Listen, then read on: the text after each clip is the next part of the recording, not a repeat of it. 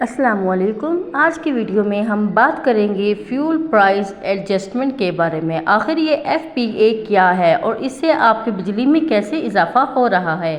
جیسے امتحان میں توقع سے زیادہ نمبر آنے پر رزلٹ کارڈ کو کئی مرتبہ غور سے دیکھنے پر بھی یقین نہیں آتا کہ یہ آپ کا ہی رزلٹ ہے، ایسے ہی صورتحال اگست میں آنے والے بجلی کے بعد بھی ہے۔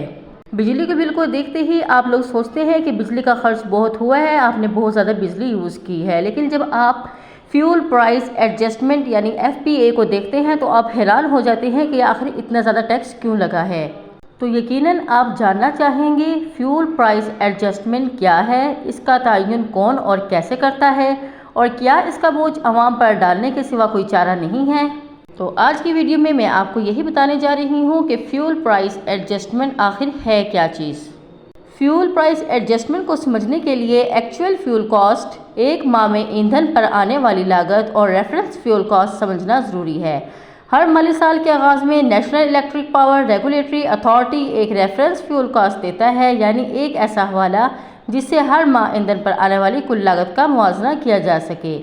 ایک مہینے میں بجلی کی پیداوار میں استعمال ہونے والے ایندھن کی کل لاگت باسکٹ فیول کاسٹ دراصل ملک میں توانائی کے مختلف ذرائع میں استعمال والے ایندھن جیسے کوئلہ، LNG، فرنس آئل پر آنے والی لاگت کے اعتبار سے نکالی جاتی ہے۔ یوں ہر ماہ کے اختتام پر اس ماہ کی مجموعی فیول کاسٹ کا موازنہ ریفرنس فیول کاسٹ سے کیا جاتا ہے، اور اسی حساب سے یہ ایڈجسٹمنٹ 2 ماہ کے بعد بجلی کے بلوں میں لگ کر آتی ہے۔ اگر اس ماہ مجموعی فیول کاسٹ ریفرنس کاسٹ سے زیادہ ہو تو آپ کے بل میں FPA کی مد میں اضافہ ہوگا، جبکہ اگر اس ماہ کی مجموعی فیول کاسٹ ریفرنس کاسٹ سے کم ہو تو FPA کی مد میں کمی آتی ہے۔ اسے کہتے ہیں فیول پرائس ایڈجسٹمنٹ۔ شکریہ۔